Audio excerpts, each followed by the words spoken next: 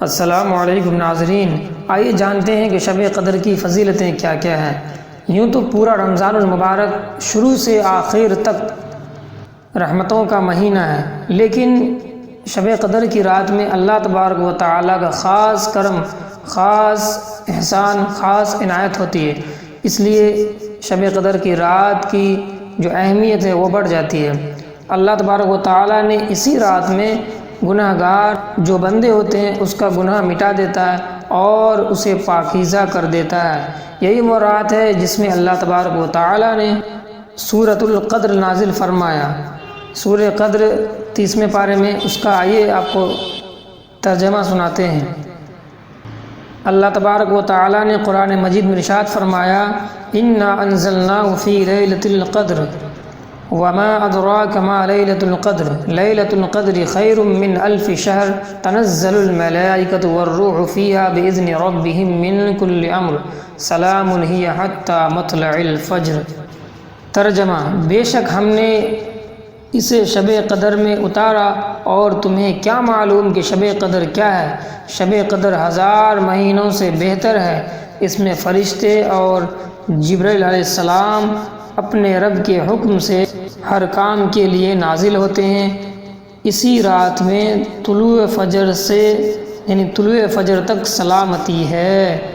شب قدر ایک خیر و برکت والی ایک عظیم الشان رات ہے جو لیلۃ القدر کے نام سے مشہور ہے۔ اسے لیلۃ القدر کہنے کی وجہ یہ ہے کہ اللہ تبارک و تعالی اس رات کو دوسری راتوں کے مقابلے میں بزرگی اور برتری حاصل دی ہے، اس لیے اسے لیلۃ القدر کہا جاتا ہے۔ اور اس رات میں اللہ تبارک و تعالی ہر شام و سحر شام سے لے کر صبح تک اللہ تبارک و تعالی کا خاص رحمت نازل ہوتا ہے۔ اور اس رات میں اللہ تبارک و تعالی کے جو بندے ہوتے ہیں وہ عبادت کرنے میں مصروف ہوتے ہیں، اور انہیں عبادت کرنے میں بہت مزہ آتا ہے، بہت لذت آتا ہے اور بہت لطف اٹھاتے ہیں۔ ایک مرتبہ حضور صلی اللہ علیہ وسلم نے اپنی امت اور دوسری امتوں کی عمروں میں توازن کیا، کمپیئر کیا، تو معلوم ہوا کہ دوسری امتوں کو خداوند تعالیٰ نے بڑی طویل عمر عطا کی، مگر آپ کی امت کی عمریں نہایت قلیل ہیں، چھوٹی عمر کے لوگ ہیں۔ آپ صلی اللہ علیہ وسلم کے دل میں خیال پیدا ہوا کہ میری امت دوسری امت سے نیک اعمال سے آگے نہیں بڑھ پائیں گے، میری امت کی عمل کم رہ جائیں گی اور دوسرے نبیوں کی امت کے برابر میں، کیونکہ دوسروں کی عمریں طویل ہیں اور میری امت کی عمریں قلیل ہیں، عمر کم ہے۔ یہ گمان کر کے، یہ سوچ کر کے آپ کے چہرے اقدس پر رنج کے آثار نمودار ہوئے۔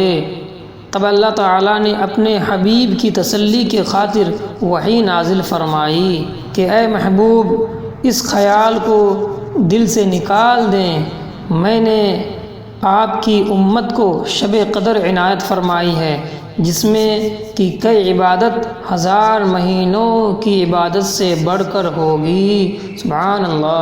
قربان جاؤ اپنے نبی پر کہ ہمارے نبی صلی اللہ علیہ وسلم نے جب دیکھا کہ دیگر انبیاء کی جو امتیں تھیں ان کی عمریں 1000 سال، 500 سال، 200 سال، 400 سال تھی، تو انہوں نے عبادت بھی اسی طرح کی ہوں گی۔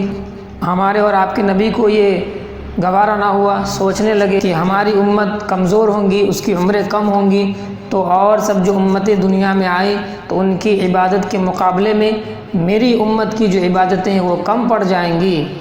تو اللہ تبارک و تعالیٰ کو اپنے محبوب کی ناراضگی پسند نہ آئی، اور اللہ تبارک و تعالیٰ نے اپنے حبیب سے کہا کہ اے محبوب، آپ گھبرائے نہیں، میں نے آپ کی امت کو ایک ایسی رات عطا کی ہے کہ اگر آپ کے جو امتی ہوں گے اس رات میں عبادت کریں گے تو اس رات میں عبادت کے بدلے 1000 مہینوں سے 1000 مہینوں کی عبادت سے بھی افضل عبادت ہوگی، اس کا ثواب 1000 مہینوں کے عبادت کرنے سے بھی زیادہ ثواب ملیں گے۔ سبحان اللہ۔